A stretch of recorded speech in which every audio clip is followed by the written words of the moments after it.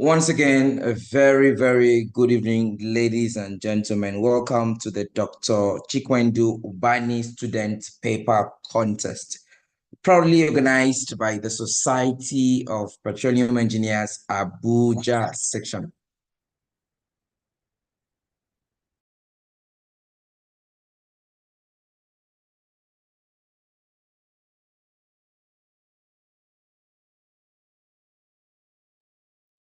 As it's very important in SPA, we start every event with a safety brief. We kindly advise that all of our distinguished participants, please leave your microphone on mute. Should you want to speak, we kindly appeal that you use the chat feature on the call. You have a questions, you also use questions feature on the call, and of course, our moderator will allow you to speak. You also raise your hands, and of course, you will be permitted to speak. We also advise that you ensure you can hear the fire alarm with your headset, so wear it in such a way that you can hear what is being said. Finally, we advise that you stay safe. Of course, today is going to be an amazing learning environment.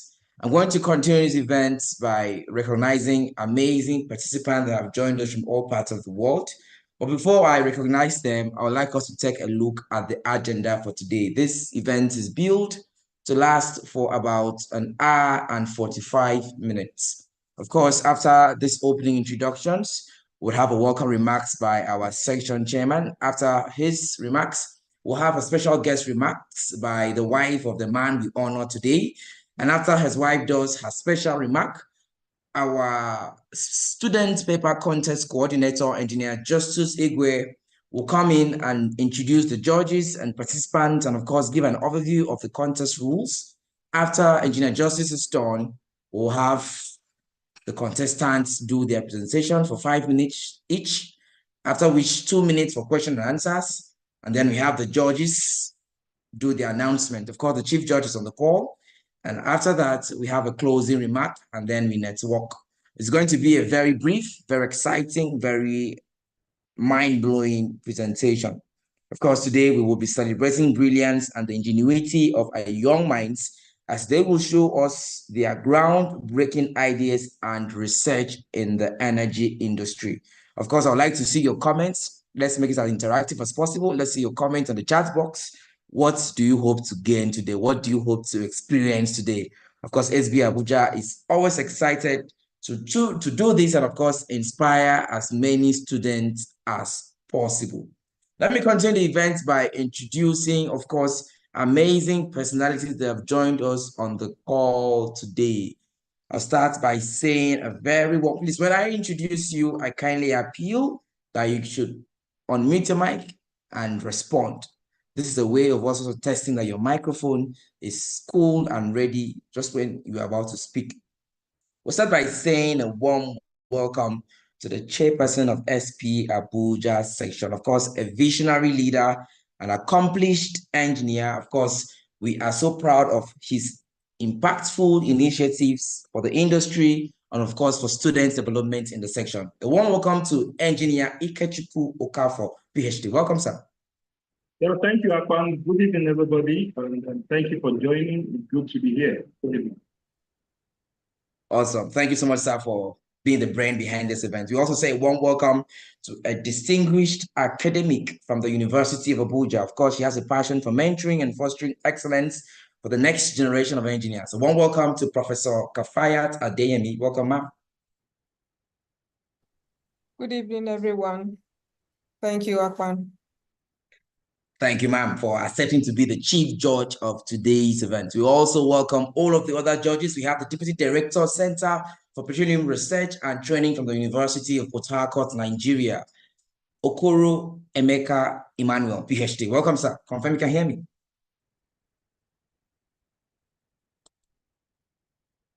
We want to believe that Engineer Dr. Okoro will join shortly. We say one welcome to the Training Officer of Petroleum Training Institute, Nigeria. Welcome, Engineer Timi Arede Zidafamu. Welcome, sir. Confirm you can hear me too. Yeah, thank you, Akpan. Happy to be here. Awesome, awesome. Another judge. We can't wait to hear how you advise our students after they do their presentation. We also welcome a field engineer from Aradil Holdings. One welcome to Mr. Ayodele Emmanuel. Welcome, sir. Okay, it's believed that Mr. Ayodele Emmanuel will join us shortly. Of course, we are so pleased to have another female judge. Ladies and gentlemen, a process engineer from Total Energies, Nwoko Felicity Homer. Welcome, ma'am. Confirm you can hear me. Thank you very much. I can hear you. Good evening, everyone.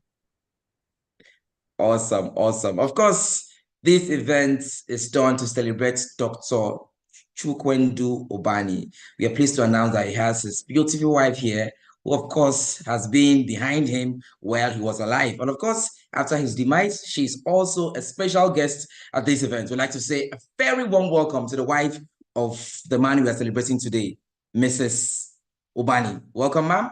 Confirm you can hear me, ma'am. Good evening. Thank you very much. My pleasure to be here. Amazing, amazing. There's a saying, beside every successful man, there is a woman. You have been there for him. You have always been there for the family. And of course, Spe Abuja celebrates you. And of course, we want our students and all members to give Madam some virtual applause. Please celebrate her in the comment section, please, if possible. Thank you, thank you. We have several board members on the call. We welcome all of our board members. Our career guidance chair, Musa Abubakar, welcome, sir. A young professionals chair, Chisom Okoye, welcome. Welcome all of the amazing board members. Time may not permit me to call of the board members by name. We have Dr. Rome Ogolo, a membership chair on the call. Welcome to you, sir.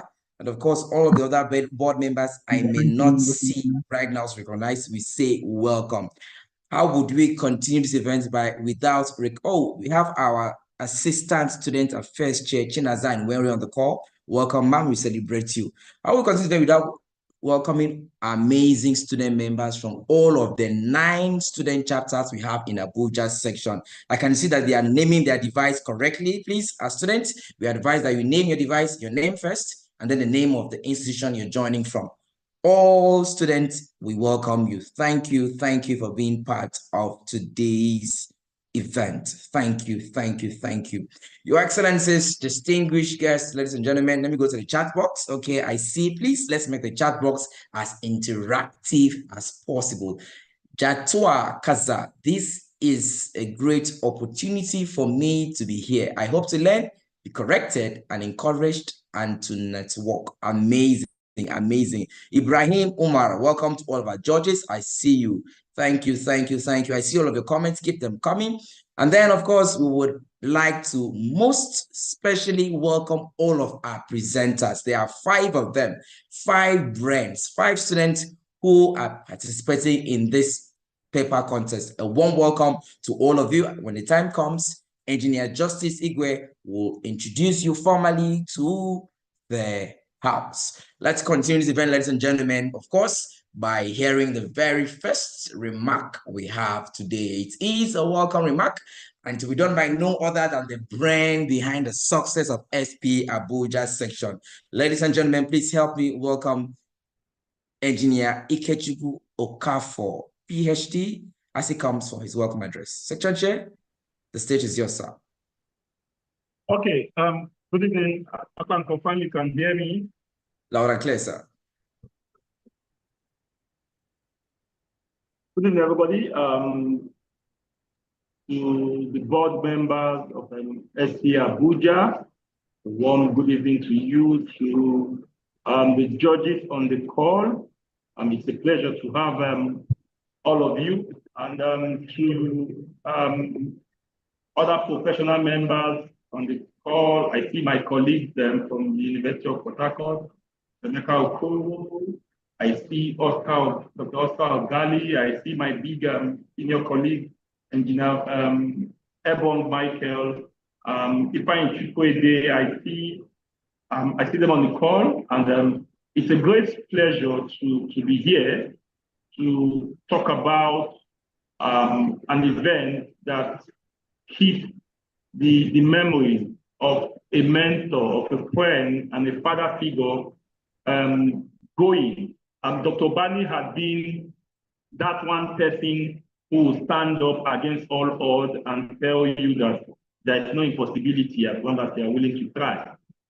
And it gives me great joy to start up this and to keep his memory alive. I am happy we're doing this. It may look like a walk in the park, but it is an intentional planting of seed.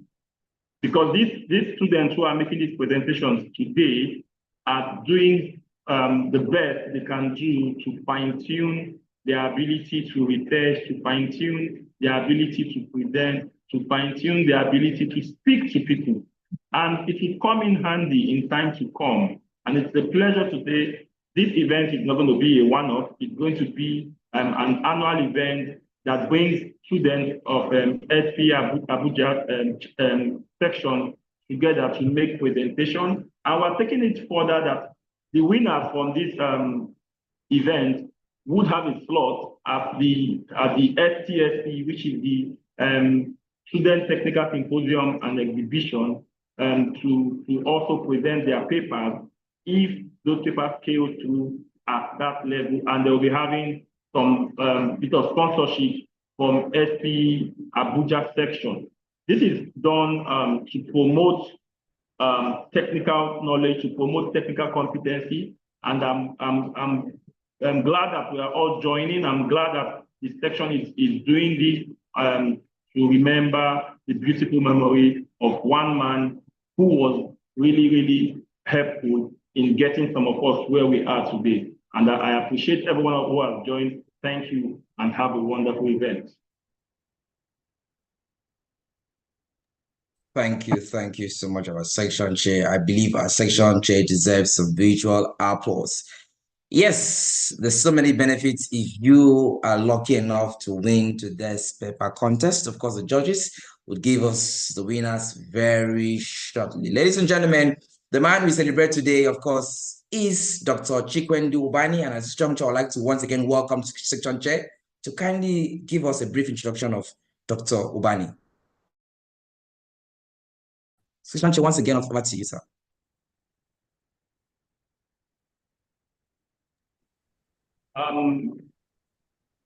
It's also with great pleasure I want to read the career summary of Dr. Chikwendu Ubani. He was a distinguished petroleum engineer.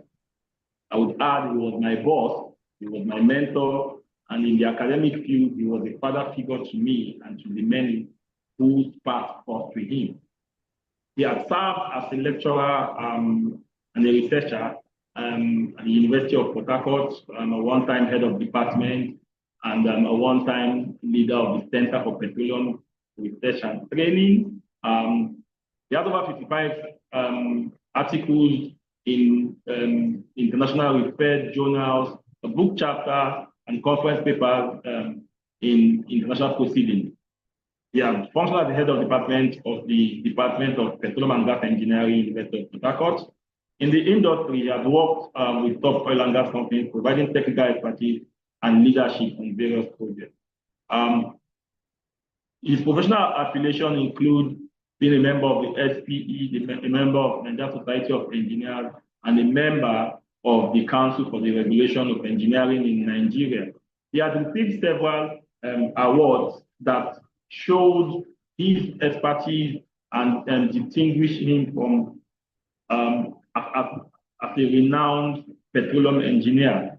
His legacy are remarkable. He left an indelible mark in the stand of time in the field of petroleum and gas engineering community, and his dedication to academic excellence for those who know him, including his industry expertise, has inspired countless young engineers and professionals, to which I will be proud to say I am one of them. And if you ask me to call those who have benefited from this, some of them are on this call, including one of the judges who is in this program. And it's a pleasure for us to have crossed paths with him, and we are proud to have this event in his honor. Thank you. Thank you, Section Chair. Of course, there's so much to say about Dr.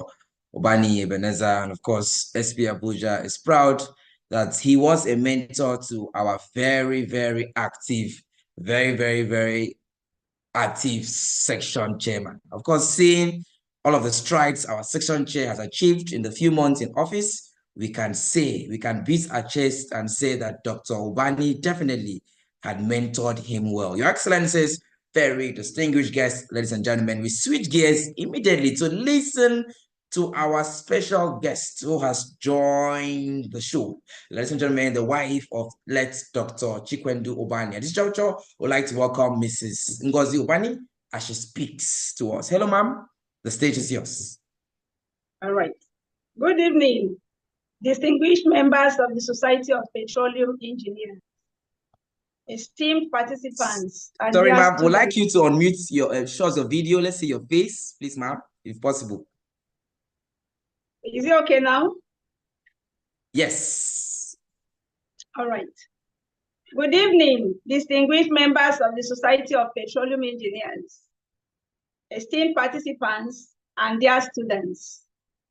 It is with a deep sense of gratitude and honor that I'm before you today at this special occasion, the Dr. Chikwendu Ubani Student Paper Contest. This event holds a profound significance for me as it celebrates the enduring legacy of my late husband, Dr. Chikwendu Ubani, whose passion for petroleum engineering and commitment to advancing knowledge in the field was unparalleled.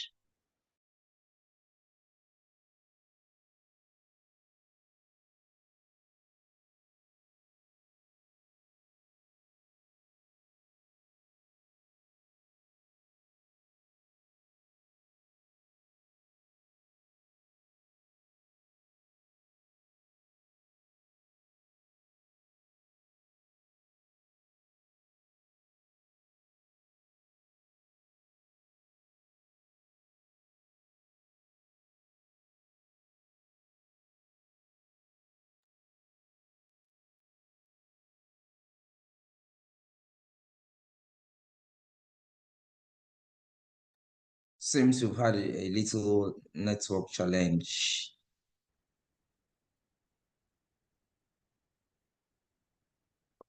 Ladies and gentlemen, we sincerely apologize for that break in transmission. Please confirm you can hear me. Yes, I can hear you. Yeah, we can hear Okay. you. Okay, so with the permission of the section chair, I think we can come back to her remarks when she joins the call again. I think let's all kick that out, sir. Akpan, no problem. We'll do that. Okay, so ladies and gentlemen, she just did her remark.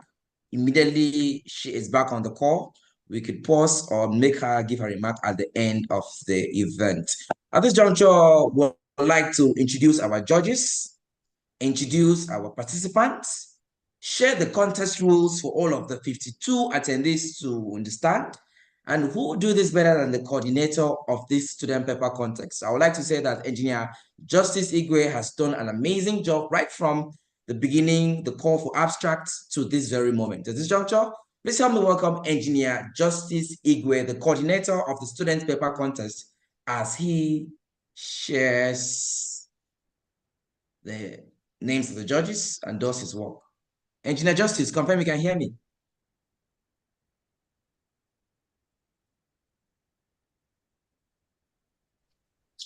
Good evening, sir. I can hear you, Mr. Fofonono. The stage is yours, sir. Okay, thank you.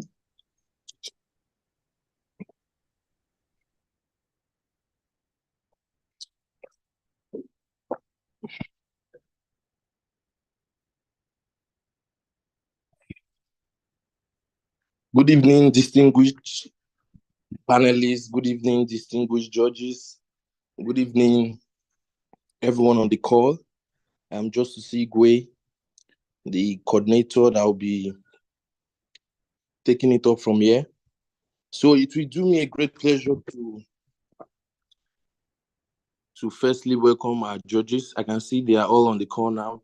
So we have our chief judge in person of Professor Kafayat Adeyemi, who works at the University of Abuja, Nigeria. We also have Engineer Emeka Emmanuel Okoro, PhD, who is Deputy Director for the Center of Petroleum Research and Training at the University of Port Harcourt. We also have Engineer Timi Arede Zidafamo, who is the Training Officer at PTI Nigeria. We also have Field Engineer Mr. Ayodele Emmanuel, who works for Aradel Holdings. And we have our Process Engineer Woko Mary Felicity Homer, who works at Total Energies. Thank you. So we will introduce our students. Firstly, we have Inusa Rabiu Isa, who is presenting on the topic pressure transient analysis of a well from Niger Delta using Kappa Sahara software and border derivative type curve. We also have Jatau John Kaza, whose topic is gas to liquid technology, an alternative to gas flaring and utilization of natural gas in Nigeria. We also have Yisa Daniel Ghana, who is presenting on the topic machine learning solutions to FPSOs production. And we have Taiwo Esther Molola, whose topic is production of herbicides using organometallic compounds. Then finally, we have Tomilola Ayokami, whose topic is on the role of data science and artificial intelligence in enhancing oil recovery and reducing carbon footprint in petroleum engineering. So we'll be going with this order. With the first, Inusa Rabiu Isa. Rabiu, confirm you're on the call, so we give you access to share your screen. All right. So can you share your screen right away? So we will begin your presentation.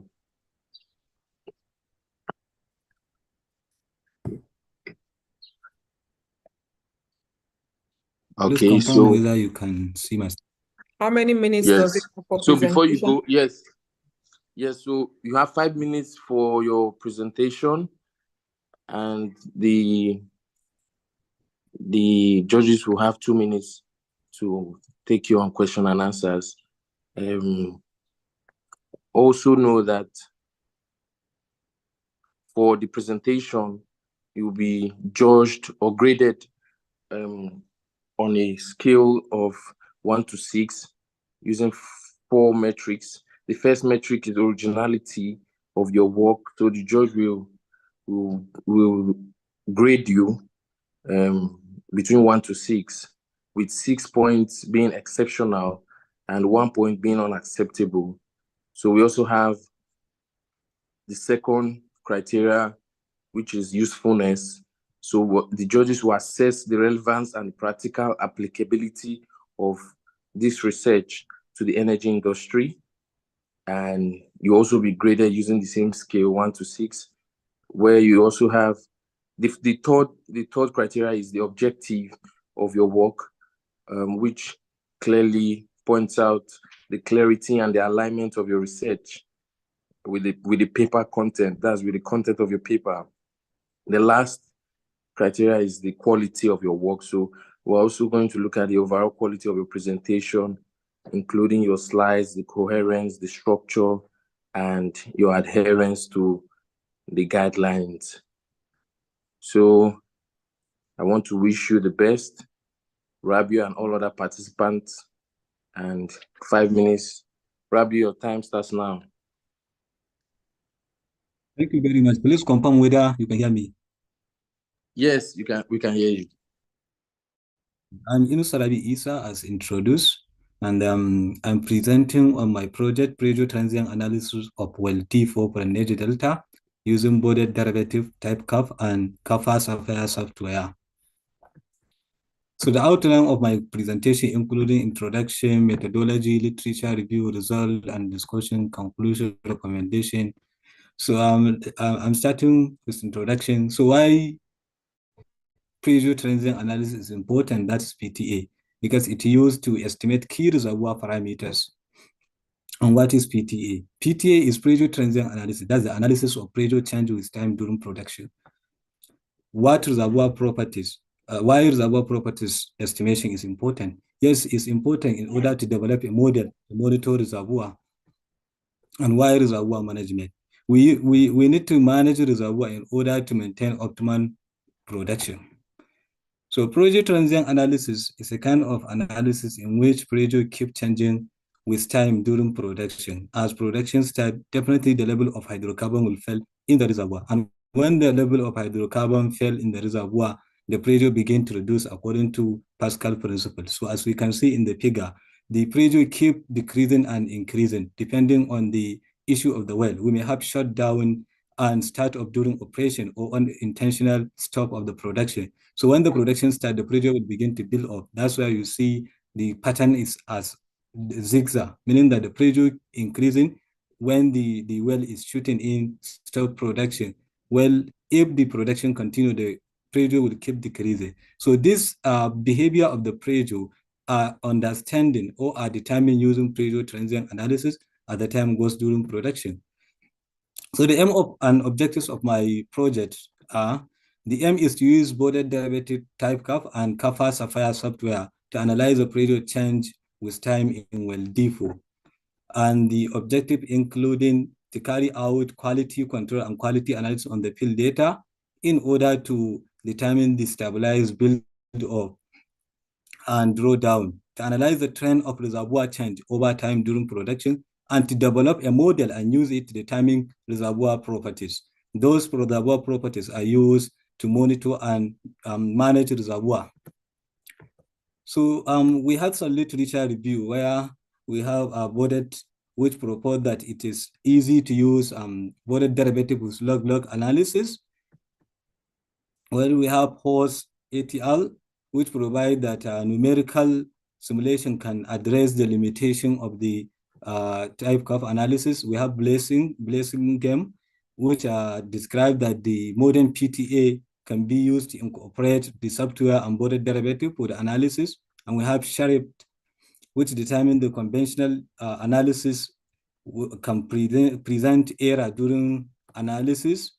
So Kalu and Obedu describe that Nage Delta is a formation with high permeability and the shell formation. So the material required in this analysis, including the well test data, that's the data from the well test analysis. And we need Microsoft Excel for the analysis of the data, filtering and plotting of graphs. And we need Kappa Sapphire software for the quick and precise analysis to avoid matching error. And we use numerical differentiation to determine the derivative pressure. So the methods are two. Those we have a manual boarded derivative, and the other one is software. So the step for manual boarded derivative include data collection from the field, data quality control and quality analysis to determine the stabilized build-off and the drawdown region. We calculate the pressure change and derivative pressure, and we calculated the effective time of production, and we plot the derivative pressure and type curve on the pressure derivative and pressure change on the same line, which is the vertical. All the time is on horizontal. We plot the curve. Then we match the type curve. We will have a curve based on the pressure we plot, and we match it with standard boarded model, and we estimate the reservoir properties from the model. We analyze the properties and we diagnose the issue we have based on the property we get. Then we report. This is the first method, and the second method is the use of software. So the steps are almost similar, but here is improved one. We have data preparation. We import the data in the software. We define the parameters. The pressure derivative plot will automatically generated from the software. Then we match the model. Then we can do sensitivity analysis. If we have previous data, the software can be able to do that. Then we diagnose the issue that we have. We generate a report and save and export. So this is the outcome or result of the analysis. This is the quality control. We plot the pressure against time. So from there, this is during production, and the time the pressure increase is when there is a build up. That's when production stop. Your time is up. Your time is up. Chief Judge, ma, Okay, thank you. should he be given extra time or end in 5 minutes, sir, ma? Prof. Kafayat, ma. Can you quickly discuss your results and conclude within 1 minute? Okay. So this is the result we obtained from the software and the border derivative. So this is the discussion of the result. We have permeability, which is 86.79 milli-C, and we have well-board storage, which is 6 exponential minus 5. We have skin factor, which is negative. We have initial pressure and other the parameters. So the negative skin factor indicate that the well-board, the skin is minimum, which is due to frequent well stimulation. And then the initial pressure is not that much, which indicate that the production starts with high energy. Then the formation flow capacity, which is moderate. Then the wellbore is also minimal, meaning that there is the wellbore effect are minimal. Then the minor differences between the parameters is due to matching error in the manual border derivative. And those information will help in production optimization and reservoir pressure strategy. So conclusion, the pressure shows that there is substantial energy during initial production, and the negative skin factor and low wellbore storage constant indicate that there is effective stimulation and minimal formation damage with less damage in the wellbore. However, deeper formation characteristics is need to be required in order to investigate, because the permeability formation flow capacity shows minimum flow, while the reservoir starts with high energy. Therefore, there is an issue, but the issue is not related to wellbore and skin factor, as we have negative and low wellbore effect. So the recommendation is to maintain stimulation operation to maintain minimum formation damage and ensure sustained well production. We conduct new workover operation to investigate the potential factor causing the moderate permeability. We review the production report, initial reservoir model, and field development plan to perform history matching and sensitivity analysis based on the previous data we have. We compare with the result we have now, and for improved reservoir management strategy. Thank you very much. Thank you very much, Mr. Rabiu. So the floor is open for our judges to ask their questions. Thank you. So panelists, you can go ahead and ask questions.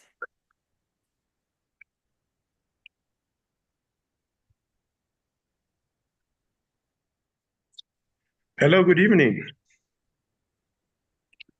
Good evening, sir. Yeah, thank you for that presentation. Thank you.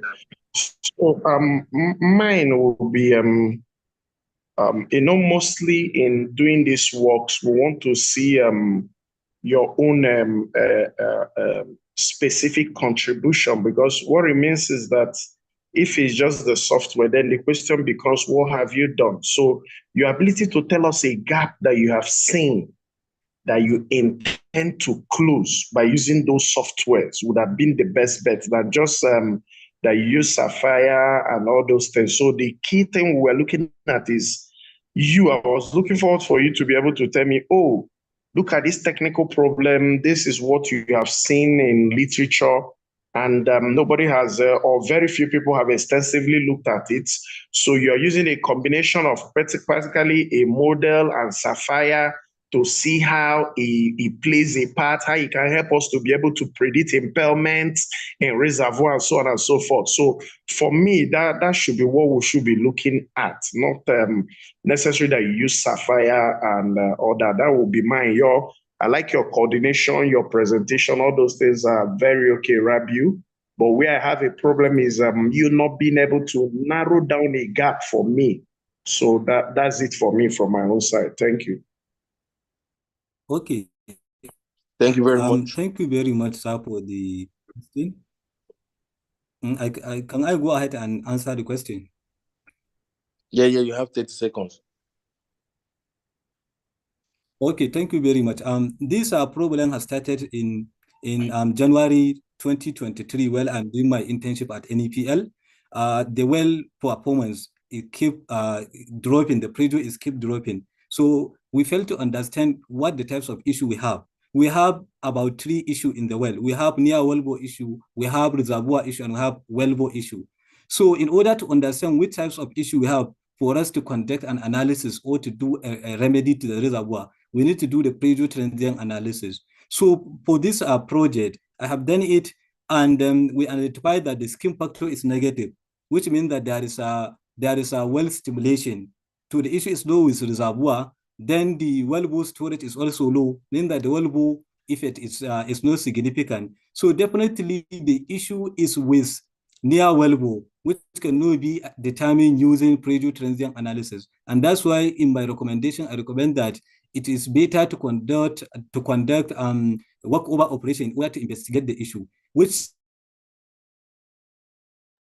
Thank you very much, Mr. Rabiu.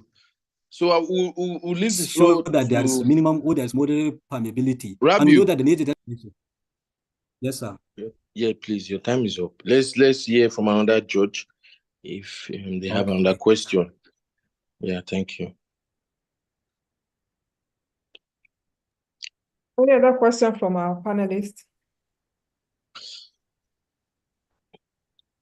Okay, so Rabi, did you do like a performance evaluation based on what you have, your own combination of software and existing software in terms of the performance? Did you do like a comparative performance? Yes.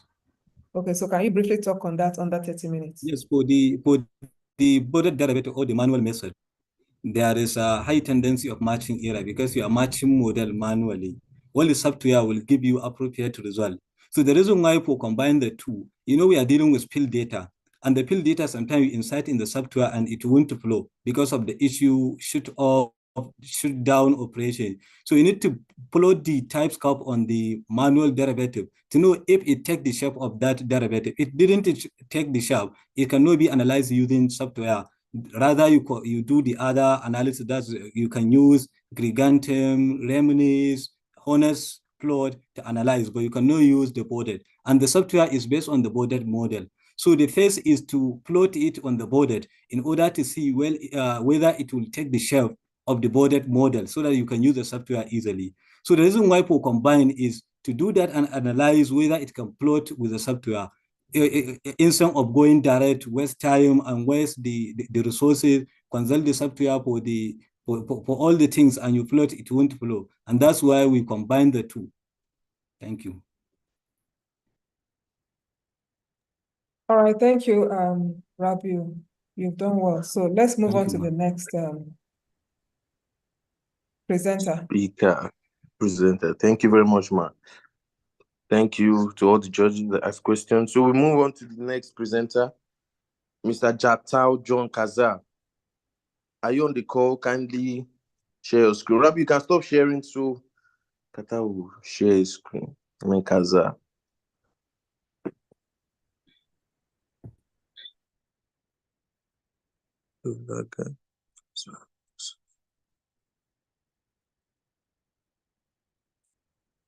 Kaza, are you on the call? You're on the call. I can see you.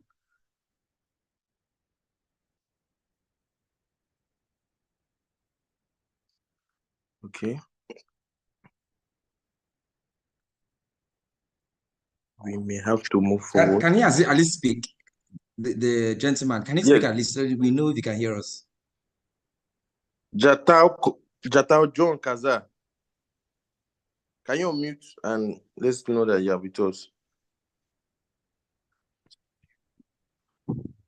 Okay. Can we move on and then we'll come back? Next speaker. Yeah. Okay, thank you. So next speaker we have Yisa Daniel. Yisa Daniel Ghana. Yisa Daniel, I can see you on the call. Kindly unmute your mic and confirm you can hear us and share your screen.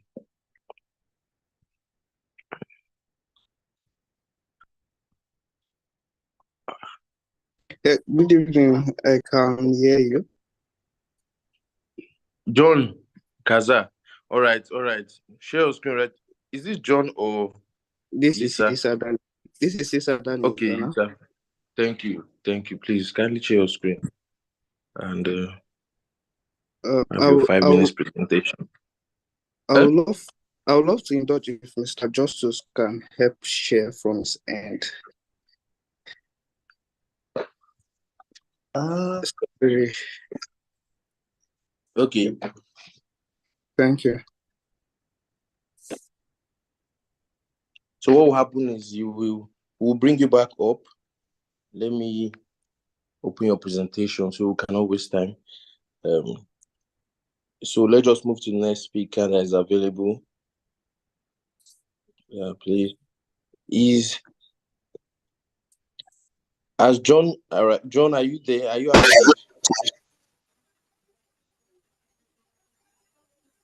Yeah, John.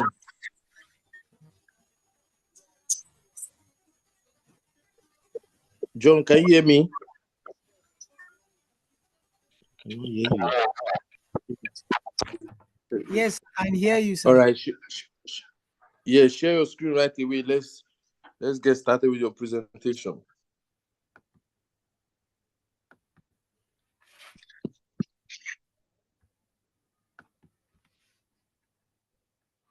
Okay, can you see my screen now, sir? Yes. Your time starts now. 5 All right. minutes. Thank you. Okay, my name is Jato John Kaza from Federal University of Technology, Mina, presenting on the paper titled Gas to Liquid Technology, an alternative to gas flaring and utilization of gas in Nigeria. So first, we are looking at the introduction. And then Nigeria have a large quantity of natural gas reserve with about 206.53 trillion cubic feet, as according to the data from the NNPC as at 2021. Yet, we have found out that a significant amount of this natural gas have not been utilized in an extent as the crude oil has been utilized across the country. So these are led to the abundance of these natural resources being dormant and a large quantity of it being continuously flayed by operators in the oil and gas industry. So GTL is a technology that has been in existence since the 1990s, which provide an effective option to utilize this natural gas as well as reduce the rate at which associated gas is fled in Nigeria. So the aim of this paper is to identify the impact of GTL technology toward reducing gas flaring and utilization of gas in Nigeria. So GTL technology, gas flaring is the burning of natural gas associated with oil extraction. Gas flaring, is the burning of natural gas produced during drilling and production operations. This flared gas has the possibility of being utilized. This flared gas can be utilized using the Fischer-Tropsch process to convert it into valuable product. Yet, over time, we have seen from the data within the range of 20 years, we have found out that operators within the country have fled a significant amount of this gas, which is a form of wasting the gas and also which result to the polluting of the gas in the environment. So we have natural gas, the Nigerian You're government. not doing well with time. Can you move to your method and results and discussion, please? Okay, ma.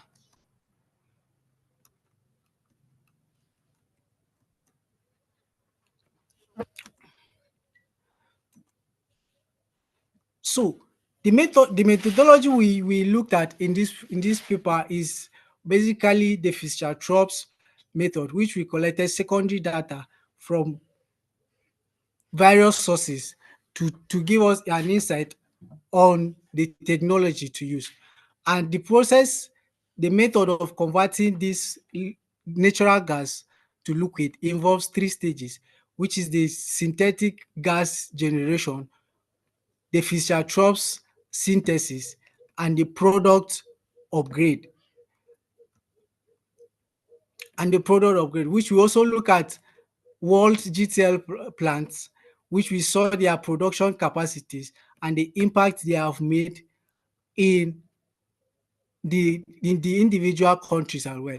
So looking at all this, the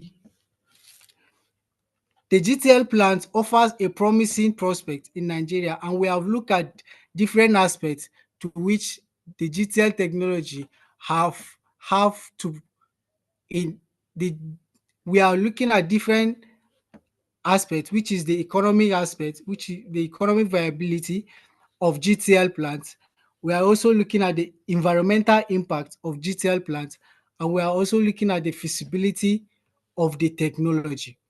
And so on the visibility of the technology, the large quantity of natural gas being flared alone is a sufficient feedstock for GTL plants.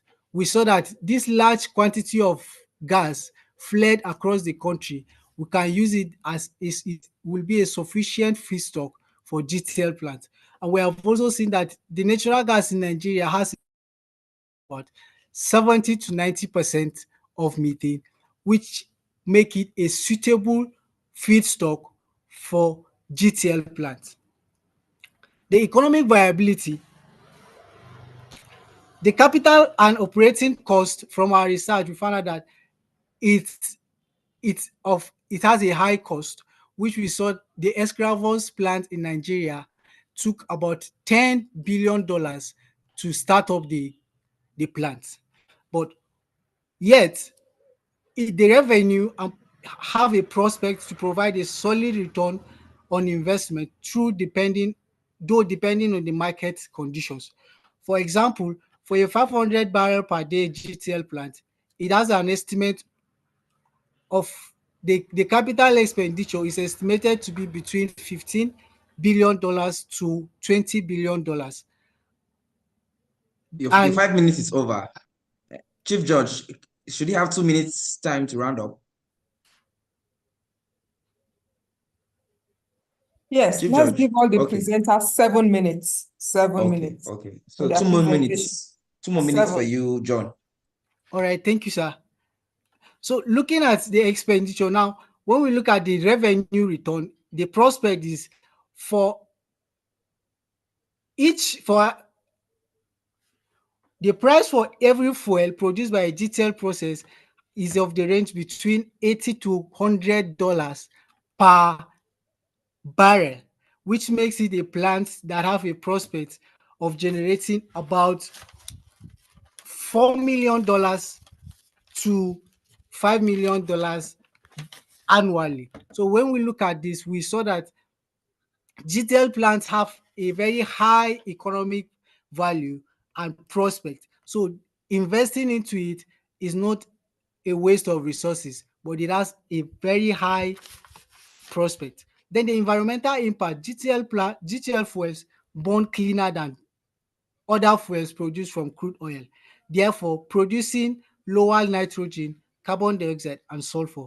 It therefore proves to be more environmentally friendly than fuels produced from crude oil. So utilizing flared gases in Nigeria through GTL technology will prevent the emission of about 17.5 million tons of carbon dioxide into the environment. So to our recommendation, the digital technology offers a range of positive economic and environmental impact. Therefore, the researcher is recommending that research in this field should be encouraged and sponsored to help improve the efficiency of the technology aimed at reducing cost associated with the technology. Also, policy that supports the technology should be put in place by the authorities, and partnerships should be encouraged. Natural gas should be made available to GTL plants in sufficient quantity, and policy should be put in place to address the disposing of carbon dioxide and other gases which are impurities. Thank you very much. Thank you very much, Mr. John. The time is up. So the floor is open now for our judges to ask their questions. Chief Judge, over to you, ma.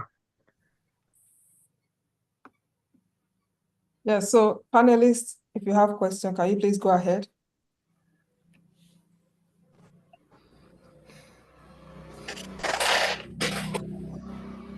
Well, John, I think this presentation is interesting, but from your slides, I would have been expecting to see, since you did something like an economic impact assessment, I would have been expecting to see maybe a table or like a graph showing, probably like a bar chart, showing the economic assessment, like what is possible compared to, conventional oil and gas, from what you have just said. But I'm finding it difficult to be able to relate these things. You said it's a very good area to go into, but when you look at the economics, I'm not really seeing anything. What I'm seeing here is, okay, revenue potential, it's all model up. Like, what I'm saying is, maybe when you're making a presentation next time, you should try and make it as clear as possible, so that at a glance, people can understand what you're trying to achieve. Okay? All right, thank you, sir. I can see Odafe. Can you go ahead with your question? All right, thank you. Good evening, everyone, and good evening to the presenter. Well done. I know it's not easy as a student to make presentations to professionals who are in the industry, who will probably critically assess what you've done. So this is not a question, this is just an observation and an advice that you should take going forward. So I noticed from your first slide that you're referring to NMPC data from 2021.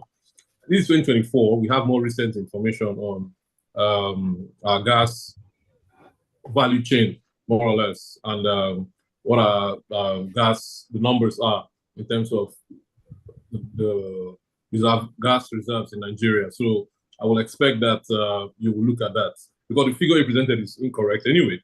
And also, since you're talking on GTL, there are other uses, so to say, of gas, or for natural gas, as it were, locally, aside GTL tech. GTL tech is good, but it's quite expensive. That is why a lot of people are not doing that. So the question you should have asked yourself is, why are lots of people not going to GTL? There are other ways you can utilize gas. I mean, you have NLNGs everywhere in the country. You have CNG plants and all. Those are also very good and cheaper, techs that you use to process gas for utilization, which also gives you cleaner fuels. But overall, well done, and congratulations. Thank you. Thank you, sir. Okay, so let me ask the final one, or let me comment in a similar vein to what Mr. Odafe had said. Do you think all these IOCs don't know that GTL exists? And why haven't they been using it? And then on your first slide, on your cover slide or cover page, it doesn't even show thoroughness. You couldn't even spell flaring. And you know this, you're coming to make a presentation. So that doesn't show diligence and being detailed in your work. Obvious mistakes can throw you out. All right?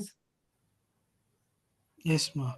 So my question is, GTL technology, most IOCs or most oil companies, they know about it. So what exactly is this, your work, talking about? Because all this analysis, I'm sure they have more in-depth analysis of economic viability, technological viability, and all of that. So what exactly are you presenting to them that they don't know? Okay, we are not presenting to them that they don't know. We are trying to only see the value behind GTL and how it also curtails some of the challenges it offers that natural gas offers. That is the storage and also the transportation of that is associated with natural gas. And also it's also a way of reducing the flaring of gas in this country. We have seen other plants are into it. We have the Sasol from South Africa, and we have the Chevron Nigeria, the Escravos, which are into it. And then we believe that there is actually a benefit, an economic benefit associated with it. If not, these companies could have stopped their participation in this field for long. We have Shell. Shell have two Okay, thank you. GTL Thank plants you. across the world. Thank you. Thank you. So let's pick the last person. Ayodele, unmute and ask your question. Okay, thank you. So, Mr. Jatu, I would just want to ask, as you said, Chevron is doing, Escravos, they are doing something similar to this. And as I currently run in a gas plant whereby we do something like this and going to gas to liquid. Do you think gas to liquid will be much more of economic benefit compared to gas to power? As you know, our grid just collapsed. And because there's not enough gas supply from the West African gas pipeline. So do you think this GTL will be better compared to gas to wire or gas to power? Okay, sir.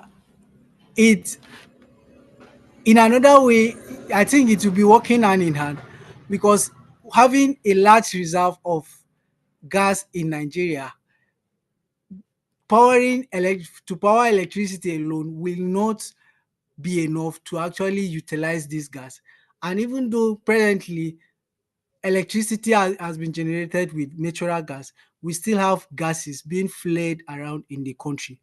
So what we are saying is that GTL is also an option, is also a very effective option that we need to venture into to reduce the rate of gas flaring across the country, and also reduce the release of greenhouse gases that has been released as a result of gas flaring.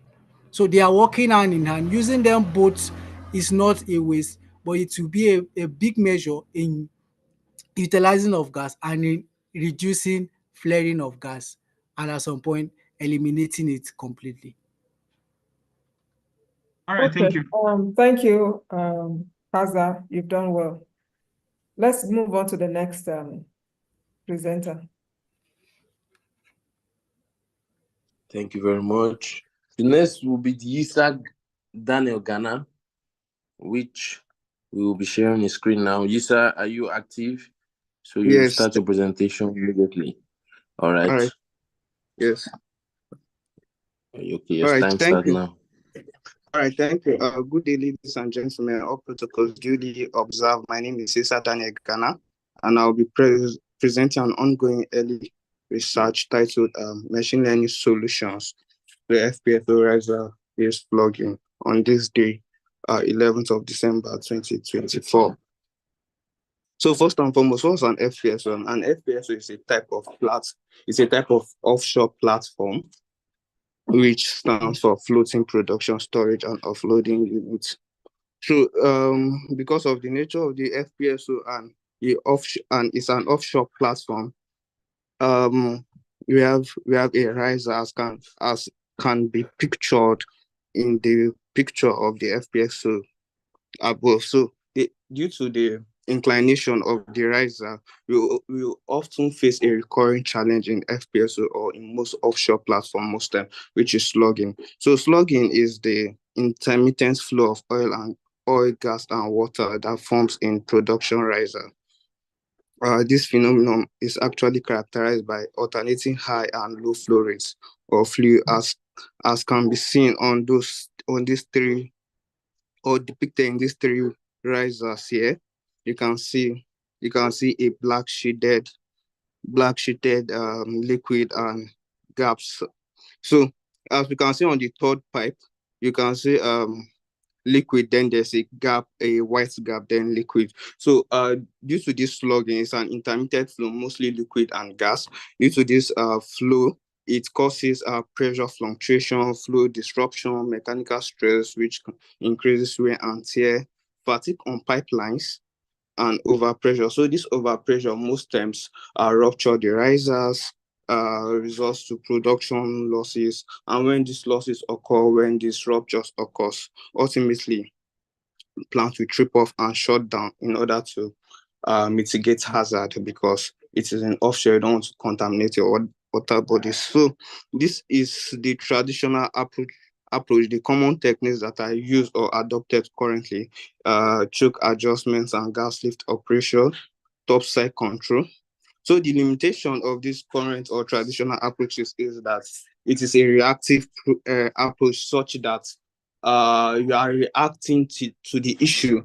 You only address this issue when it has occurred, when slugging has occurred, or when a rupture has occurred, or when the slugs are being built up. So due to this challenge, this research tends to fill the gap of bringing about a proactive approach which can predict even before the slugs occur, just reading and partnering through data sets, following patterns and all. So that's what this research gap tends to address. So next slide. So the goal of this research, the objective is to develop a predictive model for riser slugging using machine learning, establish mathematical relationship between contributing factors, and ultimately enhance FPSO operational efficiency and stabilize it. So the approach, the current solution gaps is that it is recurring nature due to its dynamic system parameters, as earlier stated, and operational inefficiencies and reactive methods. So why machine learning? Why we are introducing machine learning is that it utilizes large data sets, which our oil sectors, our oil and gas sectors in the country are actually doing. We're storing this data. A recent research shows that we are yet to utilize even about 20% of the data we are storing. So that is why we are recommending machine learning. So machine learning tends to adapt to dynamic parameters such as gas oil ratio, fluid velocity, and choke settings. All these are parameters which influences slugging. So machine learning will enable proactive management of slugging. Machine learning model can be generalized and tailored with riser specific data, because currently the research is being tailored to a particular riser and can be replicated. As you know, FPSO have maybe numerous riser, 4 to 5, depending on the particular FPSO, and develop relational model. Next slide. Through the methodologies that from the data collection phase, from data collection phase, which is the data collection phase, this is actually a synthetic data. As I said, it's an early research, and I'm working hand in hand with a mentor of mine now. So with this is synthetic data. The parameters we consider are the riser turn down, the fluid density, fluid velocity, gas oil ratio, choke opening, water cut, and slugging incident. So this slugging You spent 5 minutes. You have 2 minutes left. You spent 5 minutes. You have 2 minutes left. All right, thank you. So this slugging incident is based on a binary system, 0 and 1. In 0, there's no slugging. 1 occurrence of slugging. So from the data collection phase, we did a data pre-processing and chose feature engineering, then mathematical relationship mapping, then operational efficiency analysis, then deployment and recommendation. The model architecture adopted is random forest regressor because it handles complex and nonlinear relationship in multi-phase flow. Next slide.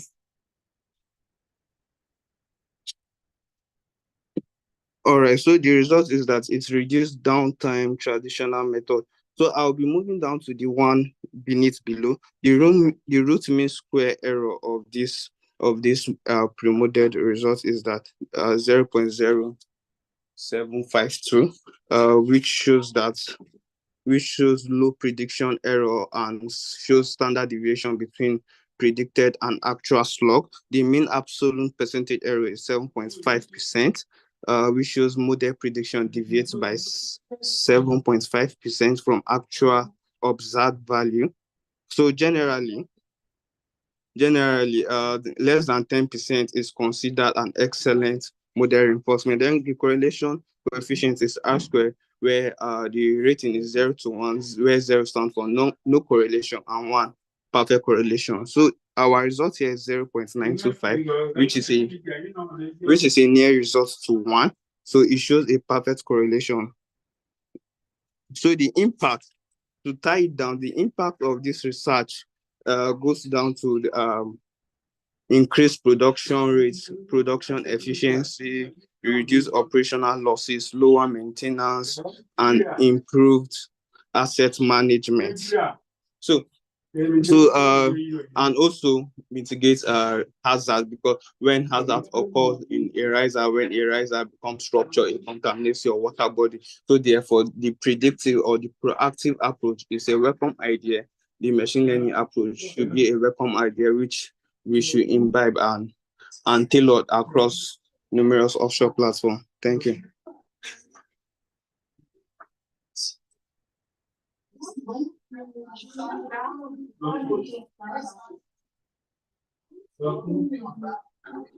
right, thank you very much, Daniel. So we'll throw the floor open to our Questions from the judges. judges, please.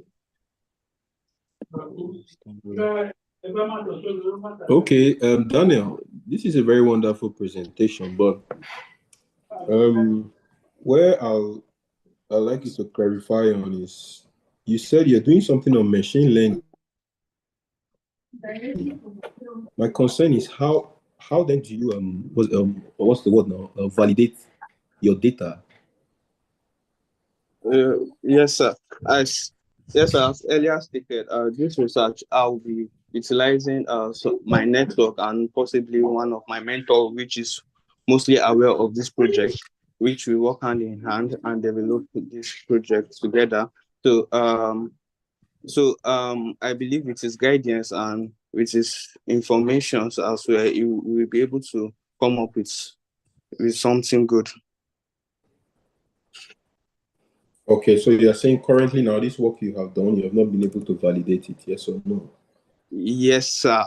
Yes, sir. It has not been validated per se, as I earlier said. In fact, it's an ongoing research, not yet concluded. So I just wanted to show what I have so far to my respectable judges. Thank you.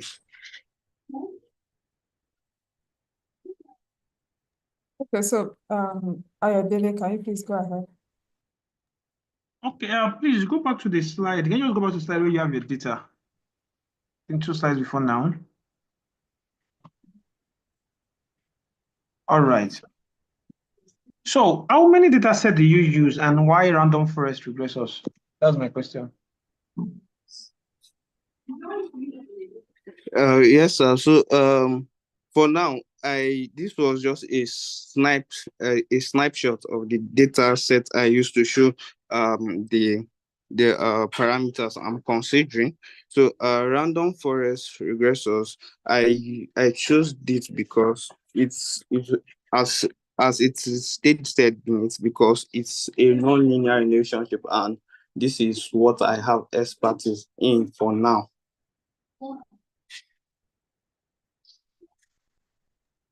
Thank you. Yes, sir. Any other question? Engineer Felicity, are you online? Yeah. So, mine will be thank you for the presentation and articulation. I like the coordination. I think it's commendable. But I'm looking at what actually informed you to select those parameters. I wanted to know, or is it just the ones that were available to you? Was actually what informed those set of parameters that you selected? Yeah. All right. Yeah, thank you so much for the question, sir. So for this data set, though, these were the ones that were available to me. So this research came from my OJ when I was interning with an IOC, and coincidentally, this challenge occurred while I was there, and I picked my interest in this research, and since then I've been trying to develop and also see how I can solve such problems.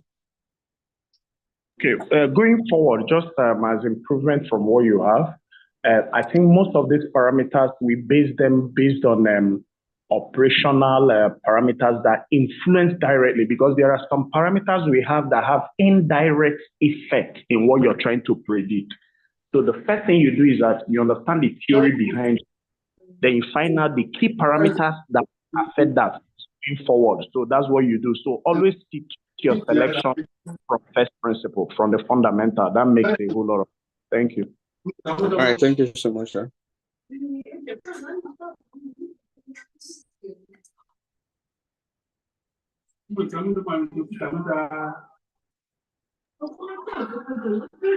All right, so we're going to be moving. Chief Judge, can we move on? Can we go to the next Yes. presenter? Can we go to the next presenter? In person of Taiwo, Esther Omolola. Taiwo, are you ready? Can share your screen right away.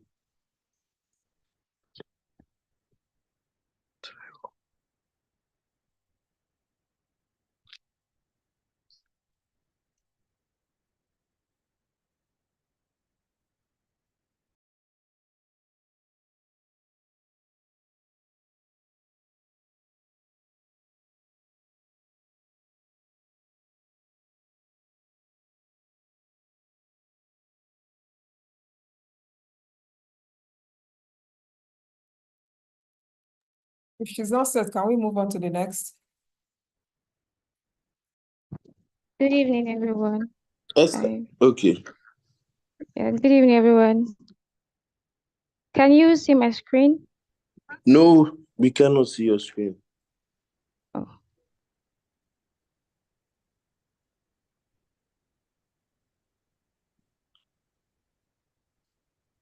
Can you see my screen now? Yes, we can see it now. Okay.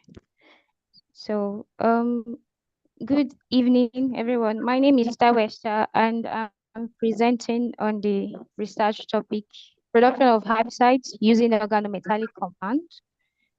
So, agriculture has grossed over 22% in the Nigerian economy. And can you hear me? Hello? Yes, continue, please. Okay. So here the aim of this presentation is to produce herbicides using organometallic compounds. And herbicides are chemical substances used to eliminate or control unwanted plants, which are called weeds, that compete with crops for nutrients, water, sunlight, and space. So organometallic compounds, in a sense, are compounds that have at least one metal bond, or these are metal atoms or ions that are linked to organic matter or organic group. So basically, having the conventional herbicides have been able to kill plants on spot, because these are actually classified based on selectivity or non-selective. That is the contact herbicide. So using or producing organometallic compounds, the goal of the production is to aim on a particular type of plant, knowing that this particular farm field is going to kill just the type of crop we want to kill, or the type of weeds we are trying to eliminate in the particular farm land. So the aim of this paper is to synthesize and characterize organometallic herbicides, formulation of these synthesized organometallic compounds into herbicidal products, conduct field trials and evaluate the effectiveness, then compare environmental impact, and also evaluate the future of the environment. So the difference between conventional herbicides and this herbicide is that it is very selective, and it's reduced energy consumption. It's also reduced wastage, because when the conventional herbicide has glyphosate, which eliminates plants or weeds once it come in contact, whereas it also puts the crops at risk. So the methods for the production is having a shift-based formation, that is the initial chemical reaction, the formation of organometallic complexes. We are using copper-based synthesis in this particular formulation because this is the method that we know it is not harmful to the soil. It is going to increase yield productivity. And also the herbicide formulation, that is the mixing of the active and inactive ingredients, and also the field trials. So the materials include the reagents, which is the copper 2 sulfates, the salicylic iodide, and ethylene diamine, which are the base for the ligands in this production. These are the base for the production of this particular herbicide. So during the field trial, there was a particular plot of land dedicated for control field to regulate both the conventional herbicide that was used in the comparison of this produced herbicide, that is the organometallic herbicide, which is also copper based.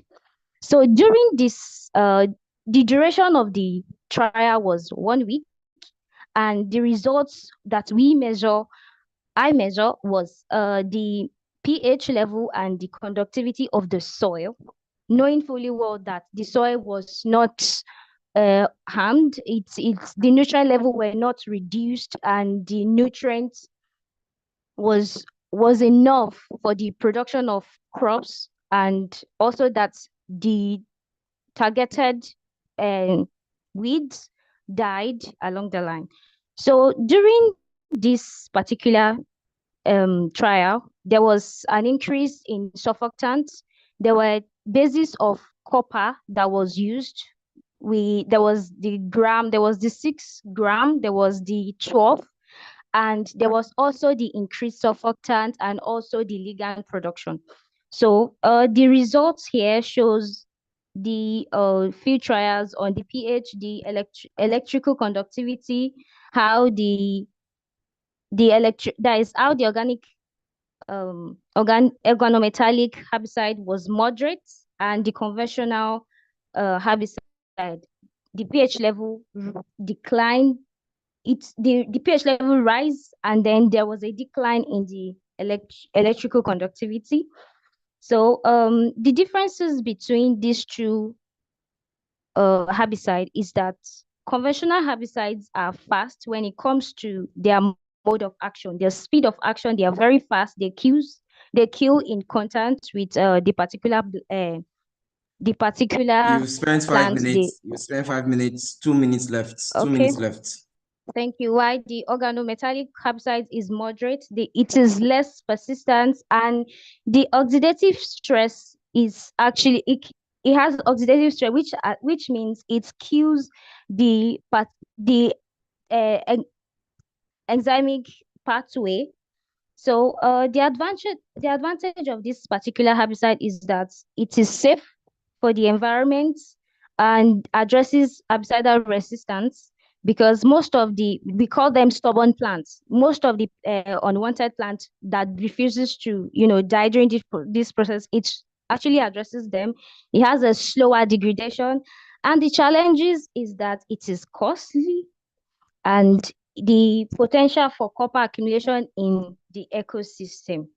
So the recommendation is that increase concentration in further tests, or also the trial of another type of metals.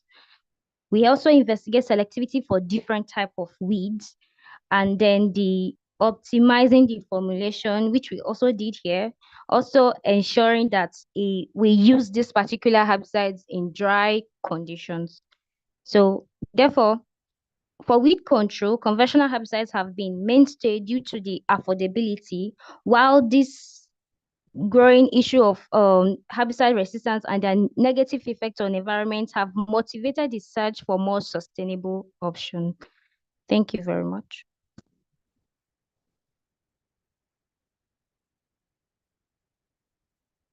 Yeah, thank you, Taiwo. So can we take questions from the judges?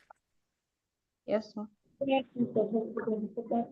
Okay, thank you very much, Taiwo, at least for the originality of the work. Thank you so much for that attempt. So mine will be also what informed the use of the material, the very materials that you selected, what informed it, because those clarities.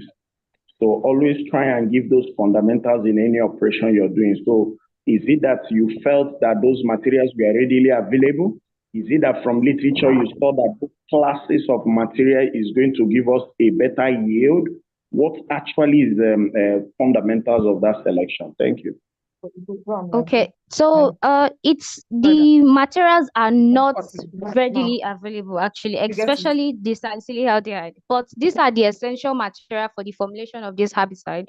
So copper-based herbicide have a lot of process, because we could at least use tin because it's also an organometallic compound, but copper 2 sulfate and the formulation of the ligand for this production, they are the essential base for this formulation. So that is why it's a must to use this base.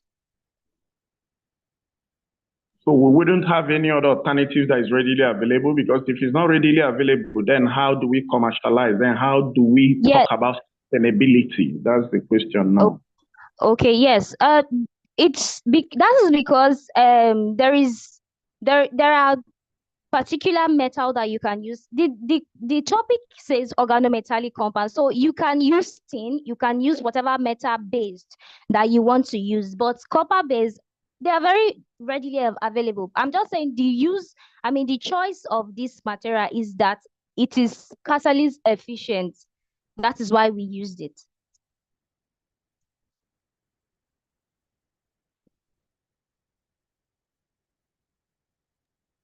Any other question?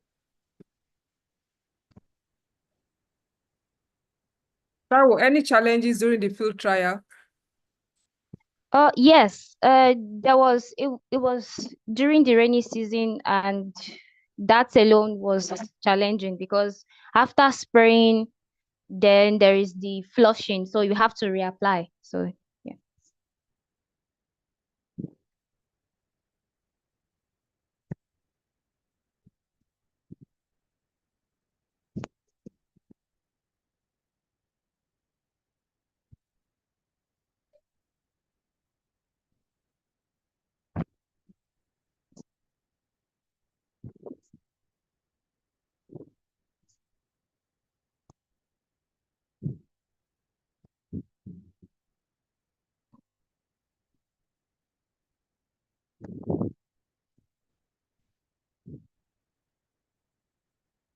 All right, thank you very much, Esther. We will be moving on to our next presenter, in the person of Tumilola. Good evening, everyone. Can everyone hear me? Yes, we can hear you loud and clear. Okay. You can share your screen now. All right. Tumilola.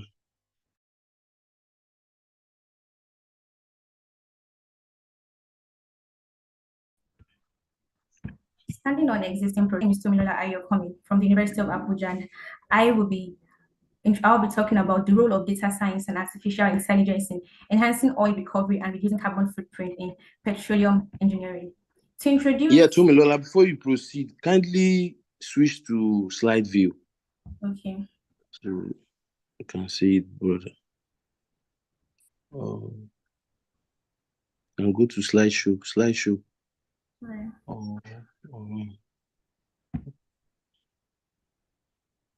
Okay. Is it clear now? Very clear. Thank you. Okay. To introduce this research, according to the International Energy Agency, the oil and gas industry contributes significantly to carbon emissions, accounting for 42% of global CO2 emissions. And to meet international climate targets like the Paris Agreement, it requires a strategic focus on reducing the carbon footprint. The world is evolving rapidly, and emerging technologies offer solutions for lowering carbon emissions and enhancing oil recovery processes. To proceed, let's look at the application of data science and AI in the oil and gas industry.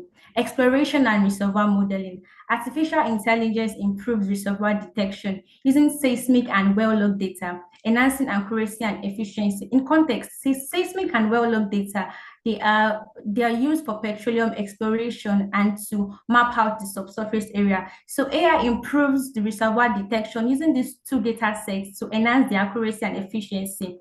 Predictive maintenance. Artificial intelligence powered tools, including digital twins, anticipate equipment failures, reducing unplanned outages. Digital twins are virtual representation of a object or system designed to reflect a physical object accurately. So if digital twins can reflect this object, it can zoom into to be able to see equipment failures ways and reduce this unplanned outages. Environmental monitoring. Artificial intelligence tracks emissions and ensures compliance through satellite imagery and operational data. Satellite imagery involves using imaging satellites to capture images, and they are used by the government or top businesses. So we can use this AI method to ensure compliance through capturing these images and operational data. For operational efficiency, machine learning identifies patterns to optimize exploration and production workflows. To go in context, let's look at AI techniques for subsurface rock characterization. Supervised learning, CNNs, is known as convolutional neural networks, and it improves prediction of rock properties using seismic data, enhancing accuracy in well log analysis. Convolutional neural network is a regularized type of feed-forward neural network that learns features by itself.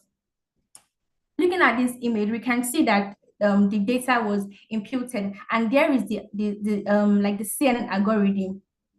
So if this process is followed, we're able to generate a result of different data. So we can then gauge the accuracy of the data. Since the goal of artificial intelligence is to develop computers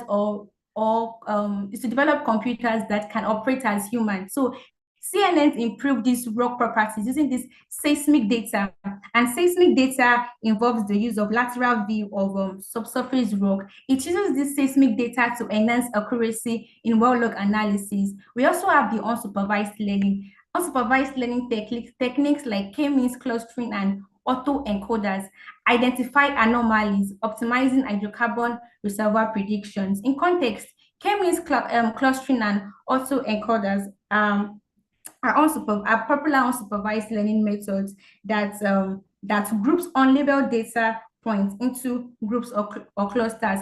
Other techniques also involve the rock property prediction, and the other neural networks can also be used to estimate porosity, permeability, and elastic modulus using well logs and core samples. To go further, let's look at data science usage in reservoir studies. Multi-source data integration. It combines geophysical, geological, and petrophysical data into reservoir models. The main goal of data integration is to combine and analyze data from different sources to be able to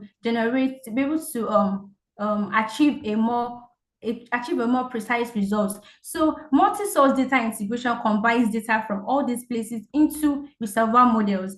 Data cleansing and pre-processing. It unifies diverse data sets like seismic, well logs, and production data for consistent analysis. Also, we have dynamic reservoir simulation. It uses time series analysis to model reservoir responses under varying production scenarios. Time series analysis involves getting the sequence data over a time interval. Let's look at the impacts of artificial intelligence and data science in the oil and gas industry. Economic impacts. Artificial intelligence reduces dry wells, lowering operational costs and increasing the return on investment through. Excuse me, attention, you spent 5 minutes, 2 minutes left, 2 minutes left. Accurate drilling predictions, environmental efficiency, operational advantages, and future scalability. Let's look at the case study. Strategic investment. A global oil and gas industry called British Petroleum recently invested $5 million in Belmont's technology to enhance AI and digital capabilities in upstream operations. This is a testament to what emerging technologies like artificial intelligence and data science can do in the oil and gas industries. The focus area was to streamline exploration, reservoir modeling, and operational workflows for improved performance. So if a global company like British Petroleum can invest heavily into the artificial intelligence and data science, this is a testament to what it can do. And obviously, there are challenges to adoption that includes data integration, high initial cost, and the demand for skilled talent. But it has tangible benefits, a lot of tangible benefits when these technologies are implemented in the oil and gas industries. And as artificial intelligence evolves, its role in enhancing sustainability, profitability, and operational sophistication will expand. Thank you.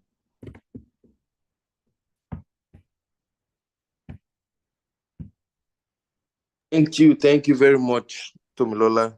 What you are, Tomilola. judges? Okay. Yeah, so can we take questions from the judges? First question, let me throw it at you, Tomilola. Is this a literature review? Yes, Ma, it involves literature review and also data from companies that have used this method before. Yeah, so did you do any other thing with the data you got, or you only reviewed the data? No, I've not done that. I only reviewed the data. Okay. Thank you. More questions, please, from the judges.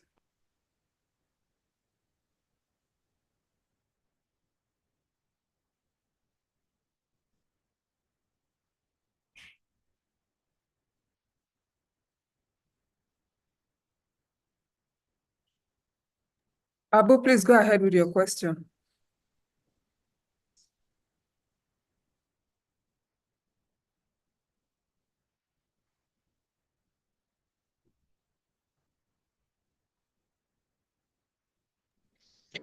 So thank you so much, Ayo. So my question will be, what did you do in these things? Because as much as we know that AI is one tool that we are coming to appreciate, then there's also going to be our own innovation, because one thing it helps us do is using available data to actually relate relationships. That can be one. It can also help us do predictive kind of solution to issues based on data available. But we know that our own guidance to what he's doing, because he's not the one going to look out for the innovations, is in your own bit to find out innovative relationship that exists in these data. Then that's when the AI plays its part. So my question will not be, what is your own work in this presentation, apart from the AI aspect? Yeah. Okay, so talking about practical aspects, I've not done anything practical about it yet. This research work was based on literature reviews and from what others have done, not from what I have done. But if I look at it from what I'm supposed to do or what is meant to be done, we're supposed to use tools and techniques to test out these processes before it can be launched out openly. Like, what do I mean? I explained in the slides that there are several techniques that I used to. There are several techniques used in data science and artificial intelligence, like using the convolutional neural network, like the K-clustering, like data integration. We're talking about practical work. I have not done any practical work on it.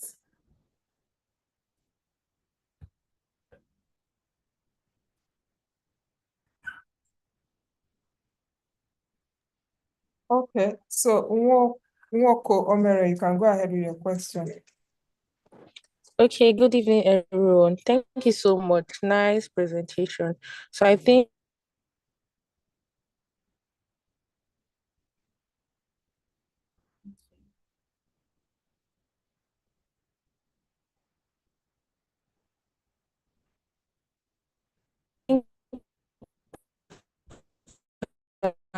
We can't hear you.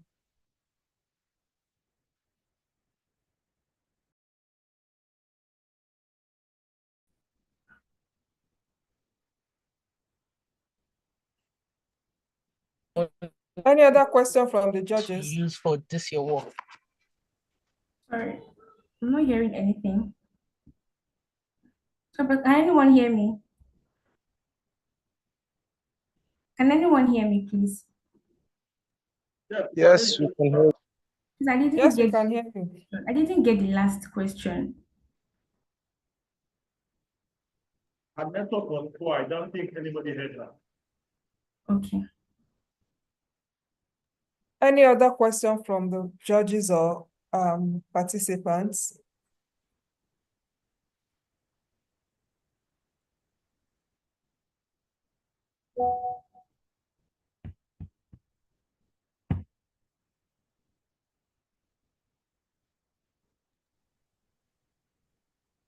Chief Ibrahim, Judge please Ibrahim direct Okay. your Umar has his question. answer. Can you hear me now? Good evening. Sorry. Can you hear me? Yes. Okay, Yes. I was asking, like, following up the previous question that was asked, that from your research and your literature review, have you identified the one technique and method you would want to use for your work? Because you mentioned you had several ones that you can use. So even if you've not done practical work, do you already know the one you would want to use for your work? That's what I'm asking. Thank you. Okay. So one I would like to delve into or look at later on is machine learning algorithms like the CNNs, the CNN's convolutional neural network or other unsupervised learning. So I would love to see how these tools can be implemented in the oil and gas industry to enhance oil recovery from the research I've done so far. Okay, thank you. Any other question from our judges?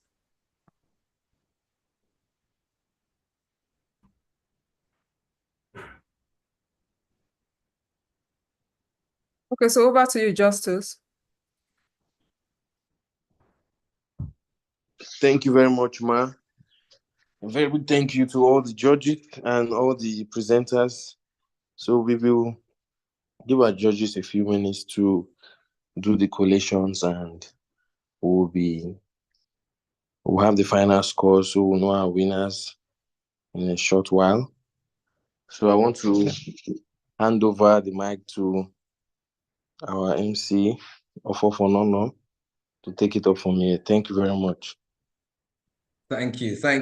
Amazing presentation from the 5 students, BUK, Futmina, and Uni Abuja. I'm surprised why we would have a new chapter in the section Uni Abuja, and then AUST, National University, Base University, ABTU, they haven't sent in presenters. It's amazing. So I think we should give Uni Abuja some virtual applause, because they are just a new chapter in the section with Uni Medugri, and they are already doing wonders. Amazing. Thank you to me of Uni Abuja, Taiwo of Futmina, Yita of Futmina, John of Futmina, 3 from Futmina. That's amazing. Of course, Rabiu from BUK. Ladies and gentlemen, we had a little tech network glitch when our special guest of honor was about to give her speech. So while we're going to allow our judges do their in-house deliberation to announce their scores, we'd like to most respectfully welcome once again the wife to the man we are honoring today, Mrs. Ngozi Ubani, as she comes again to give us her remark. Mrs. Ngozi would like to once again have you speak. Please help me welcome her with some virtual applause. Thank you very much. I want to deeply appreciate the students who participated in this paper contest. Inusa Rabi, Jato John, Yisa Daniel, Taiwo Esther, Tomilola Ayokami. May your hard work and creativity light the path for a brighter future. And to the organizers, the judges, and the Society of Petroleum Engineers, I extend my heartfelt appreciation for your efforts in keeping Dr. Bani's memory alive through this meaningful initiative. You have given his vision a platform to continue inspiring the next generation. And for that, I am eternally grateful. Thank you very much. And may the Lord continue to inspire you to greater heights. In Jesus' name, amen. Amen. Amen. Thank you so much, Mrs. Ubani. Shout out to your PA at the back. We celebrate him for standing behind you as the First Lady who gave her speech today. Ladies and gentlemen, that has been an amazing speech from the wife to the man we are celebrating today. At this juncture, I want to confirm if our judges are ready for us. Judges, are you ready to tell us the scores, the results from the 5 participants who have done an amazing job today? Judges, we'd like to hear from you, Chief Judge. Just to ask a question, Engineer Justice Igwe. Engineer Justice Igwe, are you there? Yes, I can hear you, sir. I can hear you. So how many? How many? How many what? How many students have sent in? Give us a small drop down. How many students sent in paper abstract, and then how do we get to 5? Okay, yes. So thank you very much for that question. We had about 16 students from Spe Abuja section send their abstracts, which publicity was roughly almost 2 months, 1 to 2 months. We know it was a very short time, but we appreciate the few students that were able to come up with their abstracts and their novel works for this event. So we had 16 submissions, and then through a double peer blinded review, we cut down the abstracts to 7. So we had 7 abstracts that were accepted. We had some of our reviewers giving us reasons, and in the end, we were just able to come down to 7. So after that, it was the 7 that was supposed to present today, but 2 of them were not able to put their work together, put their presentations together, and I think that's the reason, or the main reason we have 5 today. So these are just the 5 we have finally. Thank you. Amazing, amazing, amazing. Thank you for the amazing work you do. We're still waiting for our judges to give us their final feedback. Ibrahim Umar, I see you want to say something. Your hands are raised. Which school are you? Can you unmute your mic? Which school are you from? And you have 1 minute to speak. Let's hear you. Good evening, Mr. MC. Can you hear me, please? Loud and clear, loud and clear. I am Umar Ibrahim from ATBU Bauchi. Okay, so I submitted my abstract, but I have an objection regarding the selection because I submitted my abstract and no any notification of whether I am selected or I'm not selected and the reason why I'm not selected. So I have sent mail back, but no any response. I feel I need a response the way I applied or I submitted my abstract, whether it's accepted or it's not accepted. So this is my objection. Then I say kudos to the Spe Abuja section and the presenters, and I wish them well. And we say kudos to the council. Thank you very much. Thank you. Thank you for submitting your abstract. We have the coordinator on call. So what you can do is send him a chat via Zoom privately, and then he would follow up with any objections or why your abstract was not attended to. So Engineer Justice Igwe is the coordinator for this project. So just send him a private chat here on the Zoom call. she's going to respond to you. Engineer Justice here, I think you have somebody to respond to, or you can also send Ibrahim Umar another response. Thank you so much. Our Chief Judge, please, we are waiting for you, ma. What's the final say? We're still Professor collecting the Kafayat? scores. We are still collecting the scores. Okay. So, ladies and gentlemen, just give us a few minutes. I can see we still have about 44 people on the call. After we have the judges to announce the winner, and after they announce the winner, we switch gears to the closing remark by the student affairs chairperson, and we call it a day.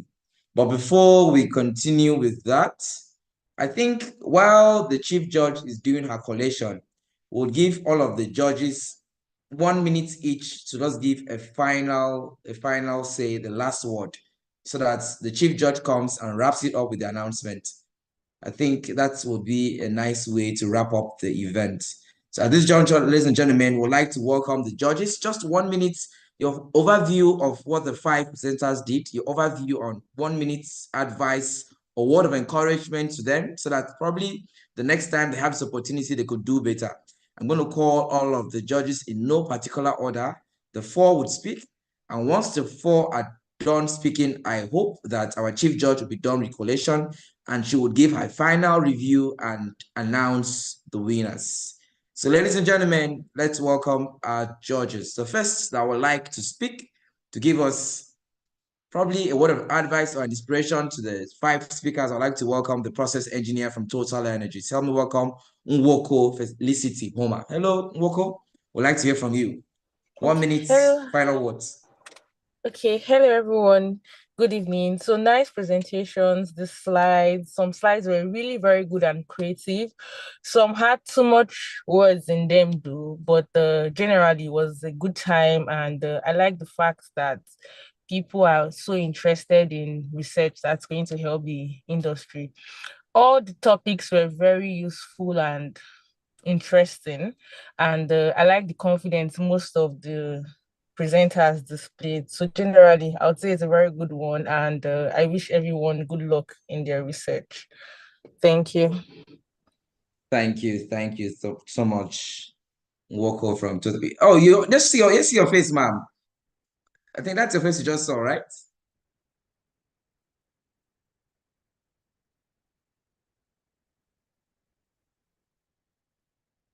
Okay. Hello? Okay. Thank you. Okay, so we'd like to advise all of our other judges, probably when you're speaking, you turn on your video camera so that at least a participant can see who was speaking. The very next, of course, to give his own review and final words will be the field engineer of Aradel Holdings, Mr. Ayodele Emmanuel. We'd like to hear from you, sir. Of course, see your face. Hello, can you hear me? Loud and clear, sir. All right. I want to say a very big thank you to the organizers. Currently in motion. This paper reminds me of the very first time Dr. Ike taught me how to write technical paper, and that was in the office of lead engineer Obani, his office back then, ETFU, the Uniport. So, and from what I've seen yesterday, I want to say a very big congratulations to the presenters. They've done really well. I remember my own first presentation, I had 52 slides, all worded. And Dr. Ike and Dr. Bani back then helped me to, reduce it to something much more presentable. And, today you can say at least I've mentored quite a lot of people in that regard. So for the presenters, well done. Hopefully, working with the YP chair and the student coordinators, we should be able to have more trainings on how to, improve on the skill set of everyone. Also, for the presenters, irrespective of what happened, hopefully we'll see almost everybody at NIS next year. Hopefully, can connect better there. Thank you. Thank you, Mr. Ayodele Emmanuel. Thank you. One of the mentees of the late Dr. Obani. His legacy still lives on. We'd like to switch gears right now to hear from the training officer, Petroleum Training Institute, Efuron, Nigeria, Engineer Timi Arede Zidafamu. Engineer Timi, we'd like to see your face and of course Yeah. Yeah, once again, good evening to all of you. You may not be able to see me clearly because I'm still in my office. And on a lighter note, as we all know, the national grid is down again. So you may not be able to see me clearly. But it's been a very wonderful experience with you guys this evening. All the presenters you did a very good job. At least at the level that we are, it's good to see that young people are still interested in research, learning petroleum engineering. Yeah, so it's been a very wonderful time. I just want to encourage the presenters and those of us listening, those of us that are students and young professionals, please keep the fire burning. That's all I have to say. So thank you guys very much. Yeah. Yeah, Students, so keep the fire burning. Okay, man, let us have the last, then you come in. The last judge to give his final words, then you come in and wrap it up, man. Prof, is that okay with you? Yes, that's okay. Okay, so the last judge before she comes to announce the winner and give her final words, ladies and gentlemen, is the man who is a Deputy Director, Center of Petroleum Research and Training, University of Port Harcourt, Nigeria. Drum rolls for Okoro Emeka Emmanuel, PhD. Sir, please, the stage is yours. Okay, thank you much. Thank you. When the call came in, we will actually answer. I've been occupied since morning, had a function, so I have to just be doubling up. So to speak, I have to run outside. So that's why you're having the compound view here. So I want to also appreciate the presenters. Like the key thing that we know is having young people being interested in research for us is a very good plus. You might not, you might have us ask you so many questions that look as if you don't know what you're doing. No, it's just to get you better. So I have to actually encourage 5 of them for presentation. The key thing I enjoy about that is the confidence that each and every one of them have making their presentation. So that's actually the way to go. So another thing I'll have to advise is as much as possible, try to have somebody that mentors you. Do you understand? So in all those good works you're doing, there is an advanced person that is mentoring you that will be able to point you and tell you, oh, you are not able to justify this. You're not able, at least SPE Nigeria, we have a good record when it comes to research. Nigeria, we won the paper contest for the whole of the world, SPE paper contest. So the key thing there is having mentors, going to them. Sometimes they might not be available for you, but keep pushing those barriers and you'll be able to get the best out of them. Thank you so much for being interested. Thank you for your participation. Thank you so much. Thank you so much, Oga Emmanuel Okoro, for that very, very, very brave remarks. There were 5 participants, 2 females, 3 males. There are 5 judges, 3 males, 2 females. He said you all should get mentors. At this juncture, I'd like to advise the 2 females pair up with the 2 female judges, and the 3 males pair up with the 3 male judges. I hope that will be a nice one to get mentors. Ladies and gentlemen, to wrap up the event, let's hear from the Chief Judge as she announces the winner. Help me welcome our Programs Chair, doubling as a lecturer in University of Abuja, Professor Kafayat Adeyemi. Hello, ma'am. The stage is yours for the announcement. Okay, so good evening once again. So to the presenters, you've all done really, really well. You may not value what you've done now, but I can tell you, you've done great. You are better off than someone that didn't come out to do a presentation. You would not know the value or the experience you have gained now, trying to develop your presentation, talking, building that confidence to answer questions, building that your presentation skills. So I want to tell you all, keep pushing, keep trying, keep working. You don't know when this experience you've gained this evening will come to use, for you to put it to use. And when you do things, your other colleagues might be wondering, why is he doing it this way? His approach to certain things are different. He acts matured, he's able to deliver, he's able to do this. These are the little things you gain when you do presentations like this. You work on research, you put yourself out to develop. So keep on doing this work, keep up the good work and keep working hard. To me, there is no anything like there's a loser.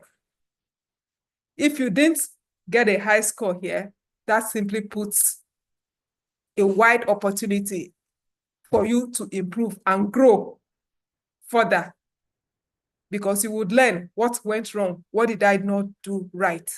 And so by that, you will improve on yourself and on your presentation and everything you do. So if you don't come out as winning here now, it's just, I'll tell you, it's just the beginning of good things to come. You don't give up. You just keep working, keep trying. Millionaires or billionaires, those that are rich in the world, didn't hit it once. Maybe some of them did 20, 30 trials, failing all before they finally did that. But if they had gone to sleep after the first trial and failed, they won't be billionaires or trillionaires, as we may call them. So keep pushing and keep working hard. But I must tell you all, you did well, and there's always room for improvement, all right? So I have the scores here. In no particular order, I will list out the scores. Yunus Sarabi, the first presenter, you had 14.3 points in all. Jatao John Zeta, you also had 14.3 points. You can see judges, there are certain things that they're looking for. Then Yisa Daniel Ghana, you had 18.6 points. Taiwo Omolola, you have 32 points. And then Tomilola, you have 13.6. So if we are picking the first two with the highest points, we go with Taiwo Omolola and Yisa Daniel Ghana.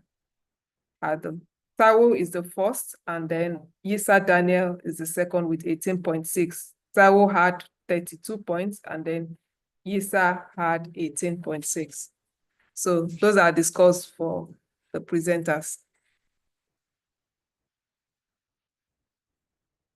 Thank you, thank you. Congratulations. I'm not seeing the chat box. It's not bubbling. It's supposed to be bubbling with congrats to our winners. Taiwo, the female from Footmina, and of course Yisa, the guy from Footmina. Wow, both winners from Footmina. This is phenomenal. Section Chair, do you have any words to say before we wrap up the event with a closing remark from the Student Affairs Chair? Section Chair. Okay. This is beautiful. You would not know how excited I am that we're able to pull this first and that we're able to have winners. You know, it takes planning and delivering a project takes quite some effort. Pulling this kind of resource person takes some effort. And finally delivering this program is amazing. And then Footmina, you guys are going somewhere, and I'm very, very proud of you. You guys are going somewhere, and it's just the beginning. If you don't stop trying, you will get to that point where everybody would ask and say congratulations. So this is congratulations from my end. Well done, Footmina. It's so beautiful to have this happen this way. Well done. You have my congratulations. And like I said, we'll get to speak behind the scene, and we get to see what we can do to get to make this paper better and see if we can push it forward. Thank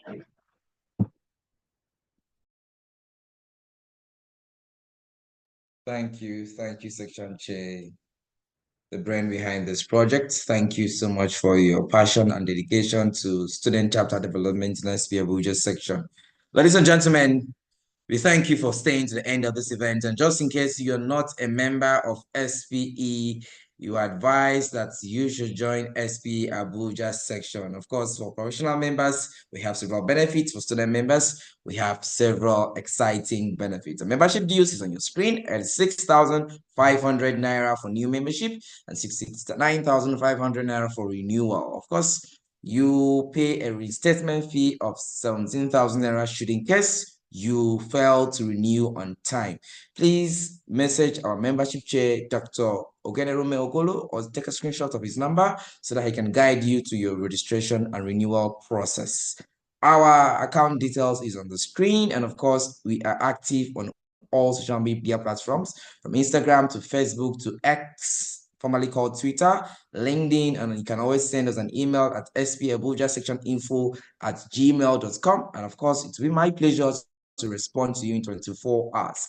Ladies and gentlemen, at this juncture, we come to an end as we listen to our Student Affairs Chairperson, who I believe is not on the call, but she's ably represented by the Assistant Student Affairs Chairperson, Chinaza Enwere. Chinaza, please, the stage is yours for your closing remark. Okay, good evening, everyone. Special recognition to the section chair, fellow board members, and our highly esteemed judges, as well as the students here present. Thank you, everyone, for your time, attention, and overall participation.